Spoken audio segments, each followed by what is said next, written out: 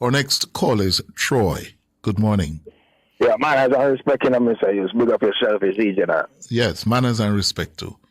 Mr. Hughes, what year ago, I check through the manifesto, see? You check through what?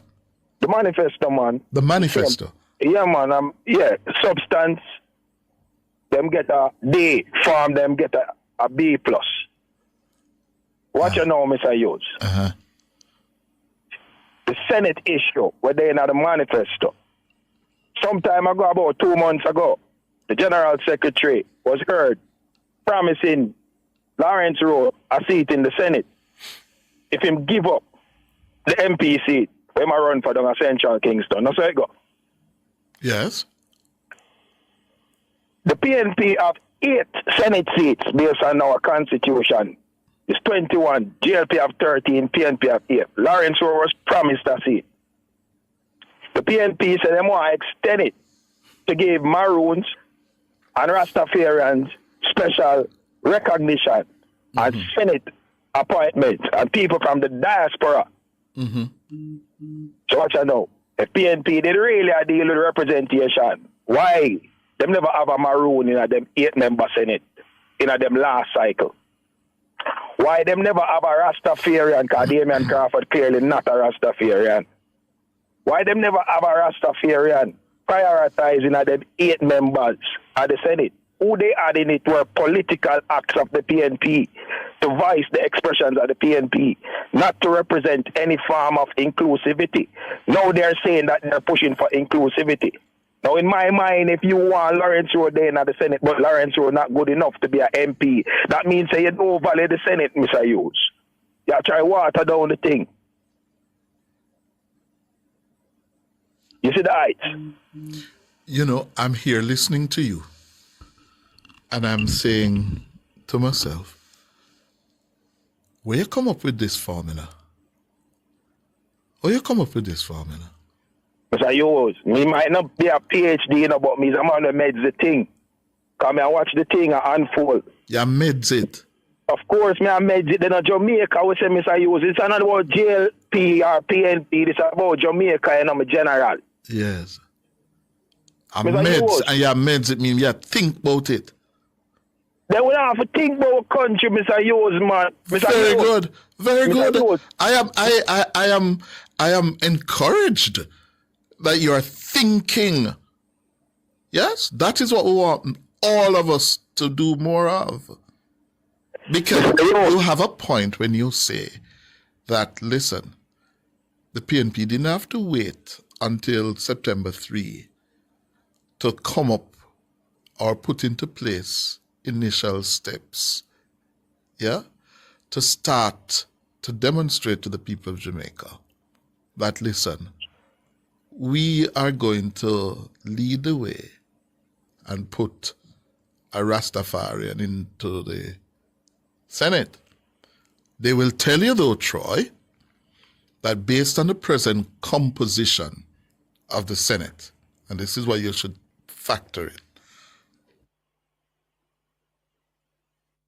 you should factor in that the 13 government senators, 8 opposition senators,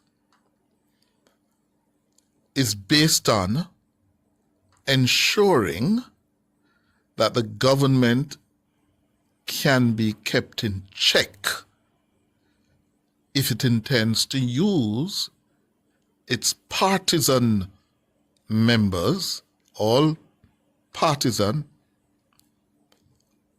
to pass laws that may be controversial. You know of that mechanism, right? That you need 2/3 in the Senate. 2/3 majority. Right. But watch I know. So hold on. Let me finish the point. So if they were to go for a Rastaman or a Maroon, they will have had to ensure that the Rastaman and the Maroon is a loyal comrade who won't break the party line or defy the party whip. Do you understand? Yes, Mr. Hughes. All right. So you have to take that into consideration. They would have had to take that into consideration. Well, then pretty much I sure with them.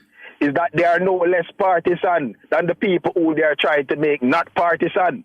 Because in order to fix partisanship, they are promoting partisanship instead of inclusivity. Then, brethren, who are going to do that first and put you at a and put themselves at a disadvantage? The PNP were in opposition. Yes. The PNP could easily, in the final year of their opposition tenure, appoint somebody from the Rastafarian community or from the Maroon community. If them did serious, because that would not significantly impair bills moving through the House, Mr. Hughes. What that would do is demonstrate if they were serious about inclusivity. What they're doing now, Mr. Hughes, is pandering to votes. And because they want curry favor, pun intended, because they want curry favor with certain specific groupings in the society, because there are certain seats where the Maroons might be critical, Mr. Hughes, in determining the outcome of an election. So I can't argue with you. You make a damn good point. Mr. Hughes, make a move from that. Lift up fast. Hold on there, man. Hold on there. We're up on the break. And try your name? Yes, I. Where you come from? Mr. Hughes, say, I come from down Westmoreland still. But me there in the town, in a town me there right now still, in a Kingston, you see. Where you vote there? Mr. Hughes, me vote there, Westmoreland, man. So you go back to Westmoreland and go vote? Then I no must go cast my ballot, man, because I have a gentleman who leave Northwest St. Anne, where him grew up, born and grew up, and was a representative, lose the seat, and instead of staying with the people and where him grew with, and representing the people, the man leave, and I forward on Westmoreland. When we have a youth down at Westmoreland in Mr. Lawrence, who born and grew in the space, and PNP been in power down there for over 30 odd years. We've been voting for PNP and we're not seeing a development. So why should we reject Lawrence and bring in a man who run left in place? Better them call him date and scramble.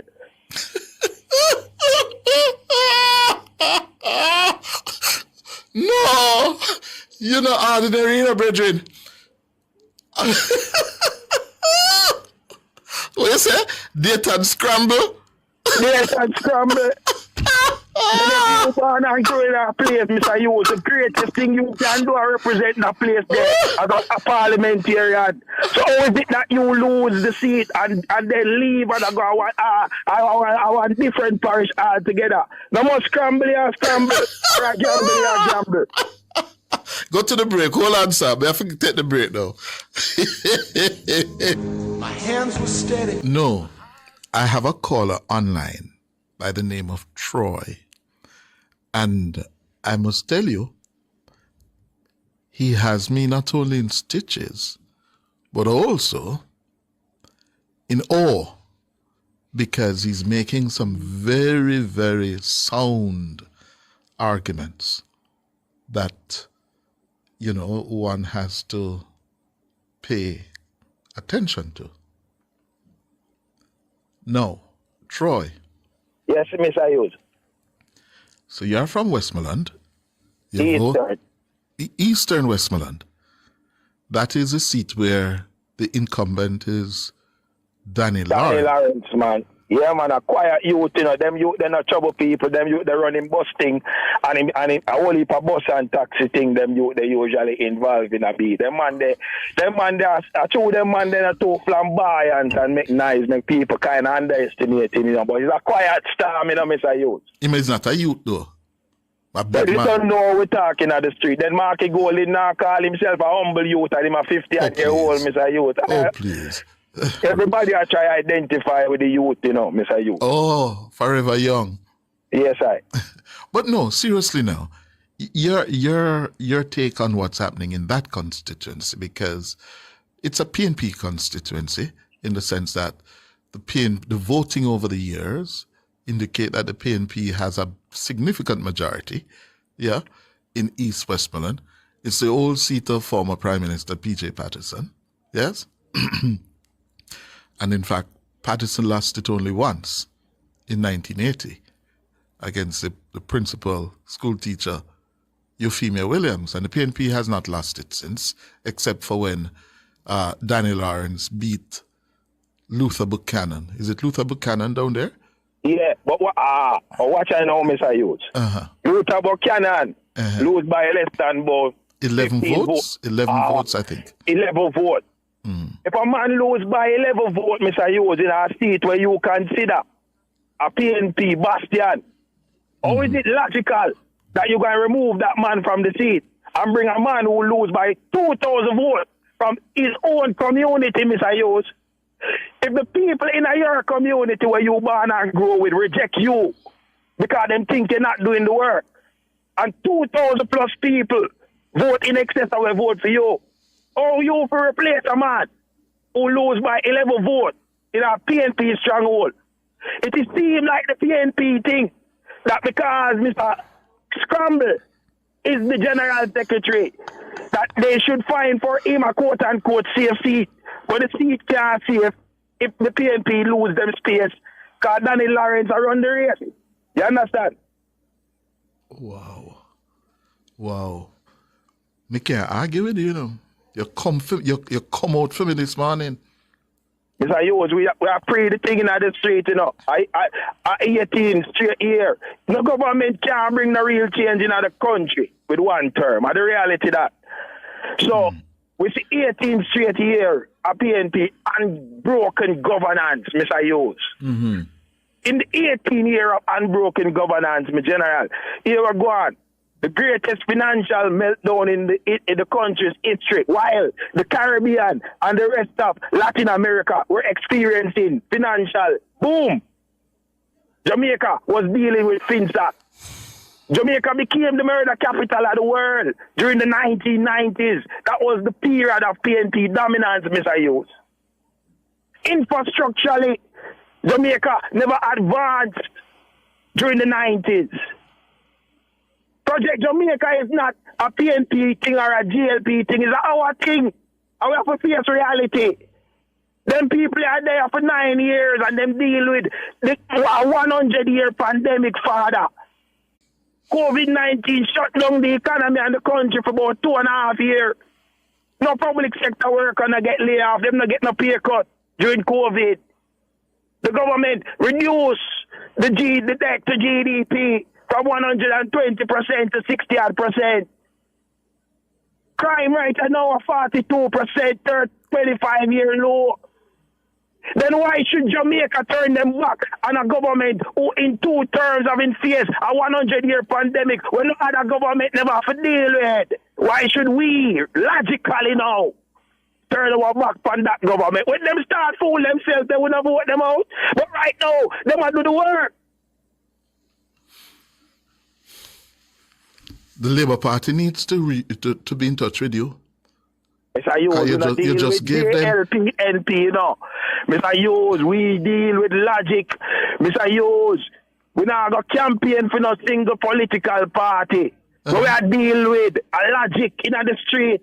And when we see foolishness, we have to call it out. I hear Damian Crawford, who is supposed to be a mathematical genius, saying that the PNP plan for school bus or for transport youth cost 1.4 billion. When I do the maths, 20,000 youth at $500 a day at 190 days in the school year, because that's what the law prescribes, is $1.9 billion. So how the maths genius I tell us 1.4. I hear Damian Crawford I tell you say when he take the 11.4 billion and give back to NHT, the PNP will make up for it in taxes. That's what he said? They ain't hear him on George, you up on CVM. George I reason with him. I ain't hear him whichever, and George ask him, what am I going to do for fill the gap? And he say, yeah, we can deal with it. We'll get it from taxes and other places. Oh. Mr. Hughes, we have to use the brain. Jamaica right now is far better than it was 10 years ago. It's not perfect. Enough things need to fix. But I can't support putting in some people who are dealing with pandering for political expedience. KD Knight, Say when Mark Golding a run, the man said Mark Golding bringing alien principles to the PNP. Principles of trying to garner support by playing on the needs of the delegates and question the man integrity. Now, if that is localizing at the PNP, why should we nationalize it in Jamaica? We're not upon them thing there. Mr. Hughes, me now hold up your line still, because also me house in the street, but we link, man. Hold on, where you hustle? What kind of hustle you do? Buy and sell some things, man. You know, don't know where I get a youth, you know. No, where you goods where you buy and sell? What kind of goods? T-shirt, underpants, socks and them things. We there in the street, Mr. Hughes. We link, man. I call George them too, man. So you hear me, man. Okay. All right, sir. Troy. Where? Troy?